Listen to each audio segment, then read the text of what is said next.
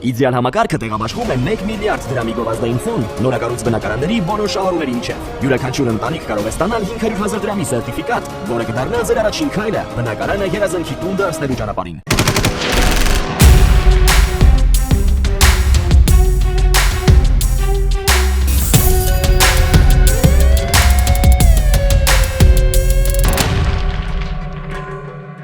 Կնոջը խեղտամանելու մեջ մեղադրվող Նարեկ Սարգսյանը դատապարտվել է ազատազրկման 16 տարի ժամկետով։ Ողբերգական դեպքը տեղի ունեցել 2022 թվականի մայիսի 5-ին Երևանում բնակարանում հայտնաբերվել էր 35-ամյա Տաթևիկ Աբրահամյանի դին պարանոցի եւ դեմքի շրջանում բռնության հետքերով։ 1 տարեկան երեխայի սպանության դեպքով նախաձեռնված քրեական վարույթի շրջանակում նախաձեռնվել է եւս 1 քրեական վարույթ երեխայի դաստիարակության կամ խնամքի պարտականությունները չկատարելու կամ ոչ պատշաճ կատարելու դեպքով։ Հակակոռուպցիոն կոմիտեն հիմնավորել է, որ Սևանի բժշկական կենտրոն ընկերության տնօրենը կատարել է իրեն վստահված խոշոր չափերի գույքի հափշտակություն, ինչպես նաև խմբի կազմում փաստաթուղթ է կեղծել։ Հիմնավորվել է նաև, որ տնօրենը նույն բժշկական կենտրոնի աշխատակցի հետ նախնական համաձայնությամբ վերնշված անձի աշխատանքի հաճախելու վերաբերյալ կազմել է կեղծ փաստաթուղթ, որի հետևանքով բժշկական կենտրոնի բյուջեից որպես աշխատավարձ է վճարվել 2,338,000 դրամ։ Մարտի 24-ին Երևանի քաղաքապետարանի կողմից իրականացվող ապօրինի կառույցների ապամոնտաժման ընթացքում քաղաքացիներից մեկը գազային ատրճանակով սպառնացել է աշխատանքներ կատարող անձանց։ Նա ձերբակալվել է։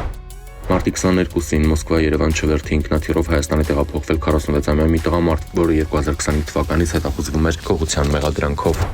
Մարտի 22-ին Քիշնև Երևան չվերթի ինքնաթիռի ժամանումից հետո ձերբակալվել է 61-ամյա մի տղամարդ, որը 2020 թվականից Բելգիայի իրավապահների կողմից հետախուզվում էր փողերի լվացման եւ թրաֆիքինգի մեղադրանքով։ Մարտի 18-ին ոստիկանները ապօրինի թմրանյութ պահելու, օգտագործելու եւ իրացնելու կասկածանքով ձերբակալել են 28-ամյա մի երիտասարդի։ Նրա մոտ հայտնաբերվել է մարիխուանա տեսակի թմրամիջոցի նմանվող զանգվածով 40 փաթեթ, ընդհանուր 84,54 գրամ։ Մարտի 18-ին տեղեկություններ են ստացվել, որ Նոր կյանք գյուղի 60-ամյա բնակիչը թմրամիջոց եւ զենք է ապօրինի պահում, հայտնաբերվել է 16 մմ տրամաչափի ողորկափող որսորդական հրացան, փամփուշտներ եւ 28,2 գրամ թմրամիջոցի նմանվող դեղնականոչափուն զանգված։ Մարտի 23-ին Սյունիքի մարզում հաշվառված 19-ամյա Վարդանն իր վարածքի ամակնիշի ավտոմեքենայով Աբովյան քաղաքում դուրս է եկել ճանապարհի երթևեկելի գոտուց բախվել ծառին ու կիսակողաշրջվել։ Վարդանը, ուղևորներ, Կոտայքի մարզի բնակիչներ 19-ամյա Ամուրը, 20-ամյա Ռոբերտը, 19-ամյա Արամը տեղափոխվել են հիվանդանոց, որտեղ Վարդանը գիտակցության չգալով մահացել է։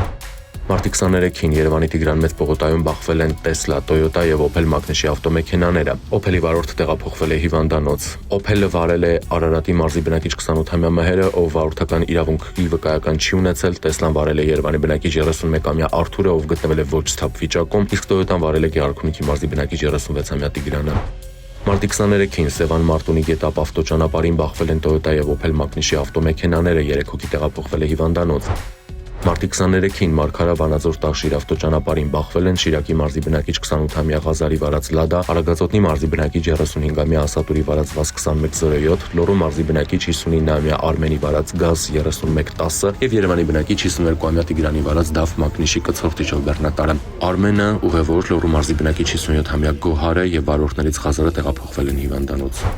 Մարտի 22-ին Վանաձոր Դիլիջան ավտոճանապարհին բախվել են 41-ամյա Արթուրի վարած Lexus LX 570 եւ 41-ամյա Գրիգորի վարած Օփել մագնիշի ավտոմեքենաները, 2 հոգի տեղափոխվել է հիվանդանոց։ Մարտի 23-ին Երևանում բախվել են Արարատի մարզի բնակիչ 31-ամյա Սերգեյի վարած Volkswagen, Երևանի բնակիչներ 36-ամյա Դավիթի վարած BYD, 39-ամյա Հովսեփի վարած Lexus եւ 58-ամյա Արթուրի վարած Nissan մագնիշի ավտոմեքենաները տուժածներ չկան։ Nissan-ի վարորդը եղել է ոչ սթափ խմացության ամենաբարձր աստիճանի։ Մարտի 23-ին ահազանգ է ստացվել, որ հրդեհ է բռնկվել Շահումյան գյուղի Հակոբյան փողոցի տներից մեկին կից Թոնրատան տանիքում։ Հրշեջ փրկարարները մեկուսացրել ապա մարել են կրակը, այրվել են տանիքի փայտե կառուցատարերն ու կենցաղային իրեր։